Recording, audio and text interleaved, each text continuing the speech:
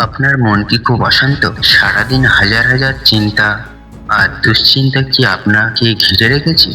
আমরা সবাই জীবনের এমন সময়ের মধ্যে দিয়ে যাই যখন মনে হয় চারপাশটা অন্ধকার। কিন্তু জানেন কি, আজ থেকে হাজার হাজার বছর আগে কুরুক্ষেত্রের যুদ্ধে অর্জুনও ঠিক এই একই পরিস্থিতির সম্মুখীন হয়েছিলেন। তখন শ্রীকৃষ্ণ তাকে যে উপদেশ দিয়েছিলেন তা আজ আমাদের জীবনের অশান্তি দূর করতে সক্ষম ও সমানভাবে কার্যকর।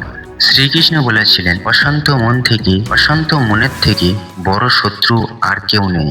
আমরা হয় অতীতের দিনগুলো নিয়ে দুশ্চিন্তা করি, না হয় ভবিষ্যৎ নিয়ে ভয় পাই। শ্রীকৃষ্ণ আমাদের শিখিয়েছেন ফলের আশা ত্যাগ করে কর্ম করতে। এর সহজ মানে হলো, আপনি যখন কোনো কাজ করছেন তখন শুধু সেই কাজটিতেই মন দিন। রেজাল্ট কি হবে, লোকে কি বলবে, এই চিন্তা আপনার কাজের গতিকে কমিয়ে দেয় এবং মনে অশান্তি বাড়িয়ে দেয়। তাই এই চিন্তাগুলো আপনি যত দ্রুত সম্ভব ঝেড়ে ফেলে দিন। তিনি আরো একটি দারুণ কথা বলেছিলেন, পরিবর্তনই সংসারের নিয়ম।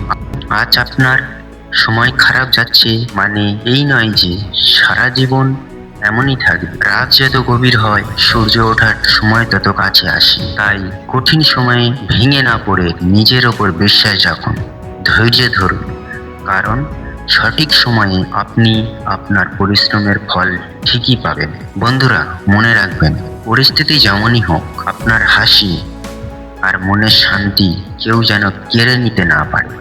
শ্রীকৃষ্ণের এই শিক্ষা যদি আমরা জীবনে সামান্য হলেও মেনে চলি, তবে যে কোনো কঠিন পরিস্থিতিতে জয় করা সম্ভব। আজকের এই ভিডিওটি আপনার কেমন লাগলো এবং কোন কথাটি আপনার মনে সবচেয়ে বেশি প্রভাব ফেললো তা কমেন্টে জানাবেন। ভালো লাগলে শেয়ার করুন তাদের কাছে যাদের মন আজ একটু হলেও অশান্ত। ধন্যবাদ। রাধে রাধে।